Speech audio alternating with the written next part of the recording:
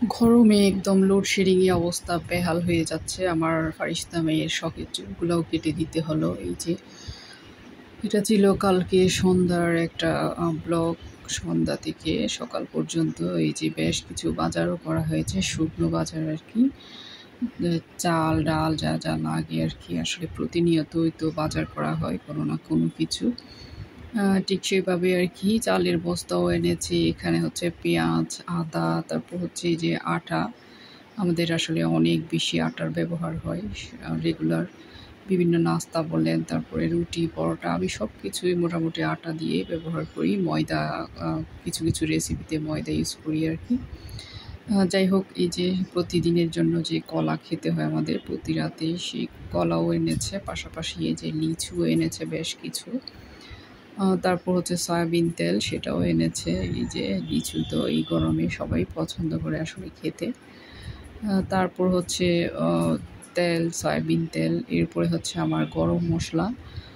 গরম মশলাটাও নিয়ে এসেছে। এগুলো আমি হচ্ছে নিজের হাতেই সব কিছু আসলে ধুয়ে পরিষ্কার করে শুকিয়ে তারপর হচ্ছে আমি এগুলো গুঁড়া করি। আমি কোনো জিনিসই আসলে ওভাবে কিনে খেতে পছন্দ করি না। একটা সময় আমি অবশ্যই মরিচটাও শুকিয়ে করতাম। এখন মরিচটা ছাড়া আর সব কিছু আমি নিজের হাতেই করি। মরিচ যেহেতু ভালো একটা পরিচিত দোকান আছে, ওখান থেকেই আমি দেখে শুনে মরিচটা কিনি। যাই হোক, এই যে এখানে রসুনও এনেছে। আর মশলার সাথে একদম যত রকমের মশলা আছে, জয়ফল, জয়ত্রী, লং, এলাচি, দারচিনি, তেজপাতা, সব কিছু ওনারা ওভাবে করে দিয়ে দেয়। সব কিছু নিজের হাতে ধুয়ে ক্লিন করে শুকিয়ে তারপর হচ্ছে আমি গুঁড়া করব। আর কিভাবে কি কি দিই সেটাও আমি একটা রেসিপি আকারে দিয়ে দিব। যাই হোক, সব কিছু গুছিয়ে ফারিস্তাকে নিয়ে যাচ্ছি এখন আমি পার্লারে। আসলে এত বেশি লোডশেডিং, ঘুমাতে পারে না। সেই রাত্রে দেখা যায় যে অনেক বেশি ঘাম হয়, আর এখান থেকে কাশি, অসুস্থ হয়ে গিয়েছে, সর্দি কাশি লেগে গিয়েছে।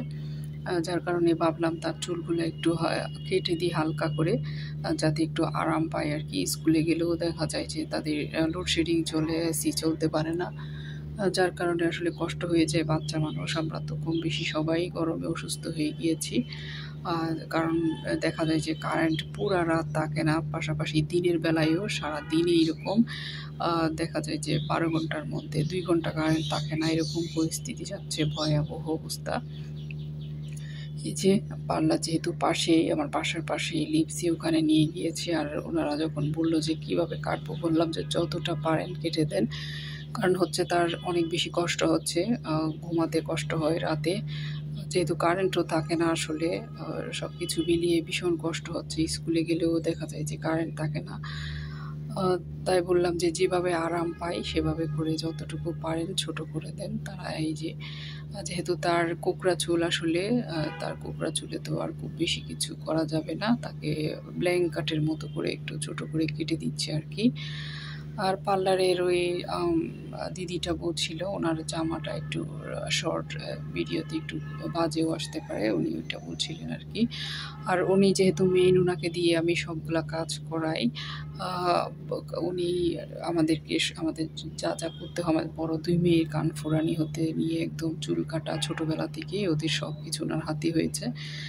আর হচ্ছে এখন ফারিস্তাকেও, আমি ফারিস্তার কানটাও ফুরাই দিতে চেয়েছিলাম, কিন্তু এত বেশি গরম, এমনিতে সে কষ্টে আছে। পাশাপাশি ভাবলাম যে না, ওয়েদার একটু ভালো হোক, তারপর হচ্ছে তাকে কানটা ফুরাই দেব। এই যে তার কাজটা হয়ে গিয়েছে, সে তখনও কাশছিল আসলে।